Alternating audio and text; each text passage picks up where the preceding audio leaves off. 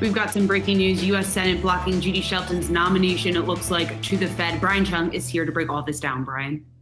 Well, Shauna, some breaking news coming out of the Senate floor. Judy Shelton, President Trump's nominee to join the Federal Reserve as a governor, fell short in a 47-50 vote that just finished up about 3 or 4 minutes ago. This has been a real whirlwind that Fed watchers have been watching throughout the day. Keep in mind, Mitch McConnell, the head of the Senate, had brought forth Judy Shelton, who, by the way, is the former Trump economic advisor during his transition into the presidency. It looked like he was able to bring forward that for a full confirmation vote earlier this week. The optimism at the time was that the GOP would be able to drum up enough support to get the majority needed to get her confirmed to the Federal Reserve. But a number of really interesting developments just over the past few days, beginning with yesterday, Lamar Alexander, a high rank and brass file member of the GOP, saying that he wouldn't support her nomination, saying that he was worried about her ability to maintain the central bank's independence. And then today, COVID quarantines forcing Iowa's Chuck Grassley to stay at home, which meant that because of the COVID quarantines, in addition to the